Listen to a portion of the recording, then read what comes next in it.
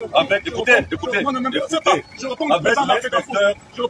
l'inspecteur général des services. Sur la note de nomination, vous n'avez rien dedans. Vous n'êtes pas vigilant. Monsieur, je suis du ministère des Sports. Et je suis tutelle de la FECAFOOT. Bonsoir mes abonnés sur Facebook, TikTok et YouTube. Beaucoup me posent la question de toujours savoir quel est le problème qui dérange les deux entités, le ministère et la FECAFOOT. C'est ce problème que vous allez voir. Regardez jusqu'à la fin, c'est ce problème. Le problème démarre exactement ce jour. Regardez et à la fin, nous allons décrypter. Alors, monsieur, je suis envoyé par le ministre avec, écoutez, avec l'inspecteur général des services. Sur la note de nomination, vous n'avez rien dedans. Vous n'êtes pas vigilant. Monsieur, je suis du ministère des Sports. Et je suis tutelle de la FECAFOOT. Je suis venu avec l'inspecteur général des services. Le ministre nous a envoyé. Donc nous notons que vous avez refusé l'inspecteur général des services 1.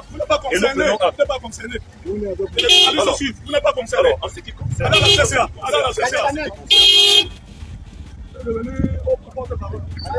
la raison pour laquelle nous sommes venus, le ministre a demandé que cette délégation soit conduite par monsieur l'inspecteur général des services, monsieur Tissaké, que vous avez vu, alors qui devait accompagner l'ensemble du staff. Donc monsieur Macron et tous ses assistants et collaborateurs qui ont été nommés par le chef de l'État. Nous avons un message ferme à faire passer et je le fais ici à la FECAFOOT. Il n'y a qu'un seul staff qui existe à la tête des Lions indomptables. C'est le staff de monsieur Brice et de ses collaborateurs nommés par le chef de l'État. Il n'y a pas un autre, il n'y en aura pas un autre. Il faut que le message soit clair. Voilà. Sur ce, M. Brice est là. Il est en train de travailler avec son staff. Nous avons le recrutement qui va commencer très prochainement. Les joueurs vont commencer à arriver. Donc le staff va rentrer et va continuer de travailler. C'est le message que j'avais à passer. Donc monsieur Tissaké est dans la voiture, l'inspecteur fédéral.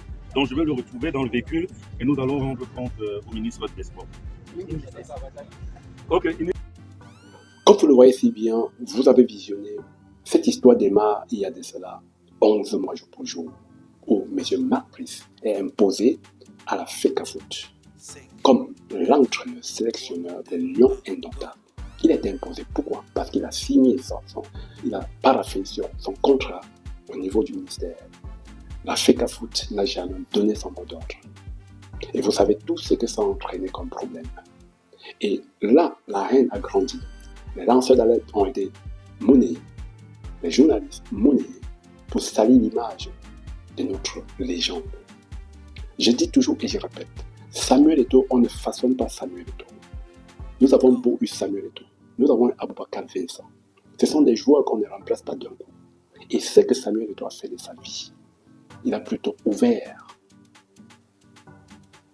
ce grand nom, le Cameroun, de partout dans le monde.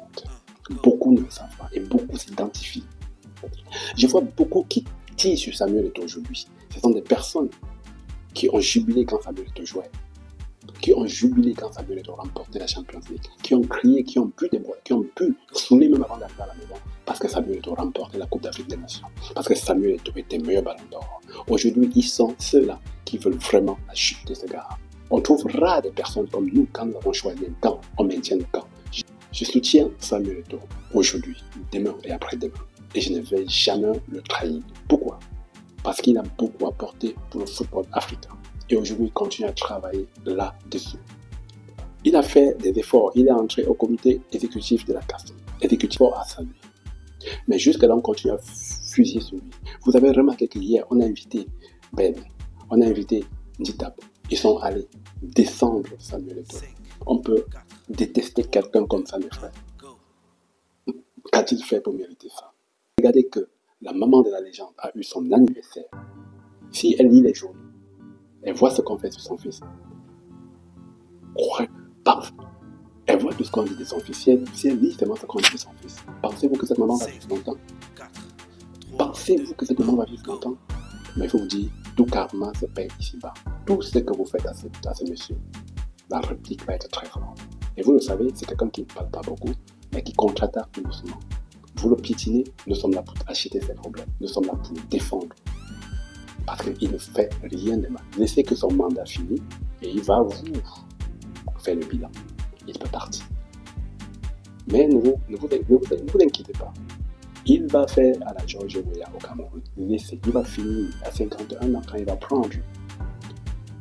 Quand il va être président de la CAF. Dès qu'il va arrêter à 58 ans, il va briller. Il va déposer sa candidature pour être président du Cameroun. Je vous assure. Regardez mes vidéos et donnez-nous ce temps-là. Donnez-nous ce temps. C'est bientôt. Et vous voyez, les gens ont cherché à détruire. Lui, c'est Aboubakar Vincent, et maintenant on cherche à le détruire avec Roger Mille. C'est ce qu'ils ont fait hier sur RMC, en sortant des inepties de la bouche. Samuel Eto'o a des problèmes avec tout le monde, Samuel Eto'o est ceci, non, arrêtez. En tout cas, mes chers amis, on va pas être très long. Je voulais tout simplement vous faire comprendre que les problèmes de Samuel Eto'o ou les problèmes entre les deux entités viennent de ce petit tuto que vous venez de voir et de tout ce dont je vous ai expliqué dans cette vidéo. Partagez les amis, c'était votre humble serviteur, le concepteur de challenge de rue, votre coach sportif, l'homme à battre mais qui a tout son métal pour survivre.